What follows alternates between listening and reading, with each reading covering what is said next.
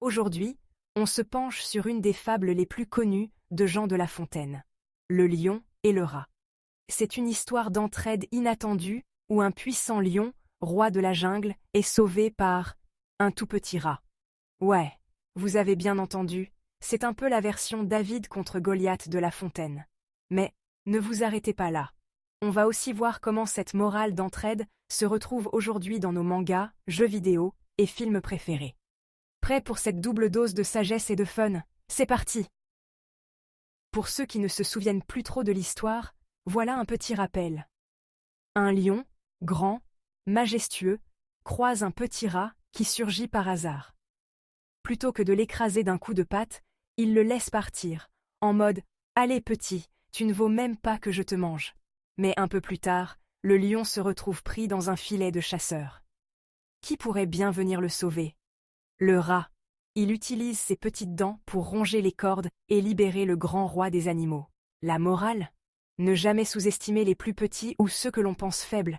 Même les plus petits peuvent accomplir de grandes choses. C'est une belle leçon d'entraide, de solidarité et d'humilité.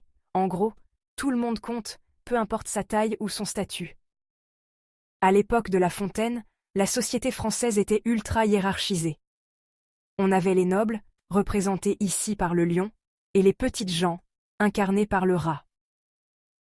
Ces petites gens étaient souvent méprisées, comme le lion méprise d'abord le rat. Mais La Fontaine, en grand malin, utilise cette fable pour rappeler que même les plus petits ont de la valeur. Sous le règne de Louis XIV, c'était un jeu de pouvoir constant, où les nobles ne se souciaient pas vraiment des gens d'en bas. C'est une manière subtile pour La Fontaine de dire « Attention les puissants, ne sous-estimez pas ceux que vous jugez insignifiants. Ils peuvent être bien plus importants que vous ne le pensez. » Utiliser des animaux pour faire passer ces messages, c'était sa façon d'éviter de critiquer directement les grands de son temps et de se protéger. Pas bête, hein? Maintenant, on passe à un univers qu'on connaît tous bien, les mangas et les animés. Prenons Naruto. Au début, Naruto est vu comme un gamin insignifiant, sans compétences. Mais avec le temps, il prouve à tout le monde qu'il est capable de grandes choses.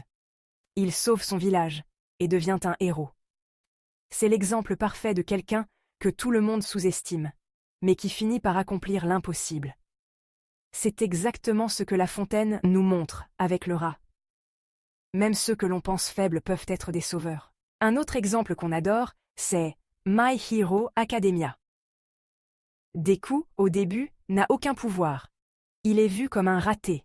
Mais avec courage et détermination, il devient un des héros les plus puissants de son monde. Là aussi, on retrouve cette dynamique du personnage sous-estimé qui finit par surpasser les plus forts. Et si on regarde du côté des jeux vidéo, la leçon est partout. Dans The Legend of Zelda, Breath of the Wild, par exemple, Link est un héros assez discret. Il n'est pas grand ou ultra puissant comme le lion, mais il utilise son intelligence, sa patience et ses compétences pour sauver Hyrule. C'est un peu comme le rat qui, avec ses petites dents, parvient à libérer le lion. Link nous montre que la force ne se mesure pas toujours en muscles. Dans les RPG comme Undertale, tes choix influencent la fin de l'histoire. Si tu aides les autres personnages, tu as une fin heureuse. Mais si tu choisis de les traiter mal, ça finit par se retourner contre toi. C'est une façon moderne de dire « ne sous-estime jamais personne et sois toujours juste avec les autres. On ne sait jamais quand on aura besoin d'eux. » Si on passe au film de super-héros, la leçon est encore plus évidente. Prenons Spider-Man par exemple. Peter Parker pense qu'il peut utiliser ses pouvoirs comme bon lui semble, mais à chaque fois, il se fait rattraper par les conséquences de ses actions. Il apprend que la vraie force ne réside pas seulement dans ses pouvoirs, mais dans sa responsabilité envers les autres. Un peu comme le lion qui réalise qu'il a besoin du rat pour survivre. La solidarité, c'est essentiel. Et pour Iron Man, Tony Stark, dans Iron Man 3, pense qu'il peut tout résoudre avec ses gadgets et son intelligence, mais il finit par se retrouver dépassé. C'est là qu'il apprend que parfois, même les grands ont besoin d'aide, de soutien et de ceux qu'ils ont peut-être sous-estimés. Encore une belle leçon d'humilité, non? Que ce soit à l'époque de Louis XIV ou aujourd'hui dans nos mangas, jeux vidéo et films, la leçon reste la même. Il ne faut jamais sous-estimer les autres, peu importe leur taille ou leur force. L'entraide et la solidarité sont les vraies forces qui nous permettent d'avancer. Et surtout, ne crois jamais que tu es trop grand ou trop puissant pour avoir besoin des autres. La morale de La Fontaine est plus que jamais d'actualité. Tout le monde compte. Voilà les amis, c'était Le lion et le rat, avec des anecdotes historiques, des comparaisons avec nos animés et nos jeux préférés. J'espère que cette fable revisitée t'a inspiré. Si tu as aimé, n'oublie pas de liker, de laisser un commentaire, de partager et surtout de t'abonner pour ne pas manquer la prochaine fable réinventée.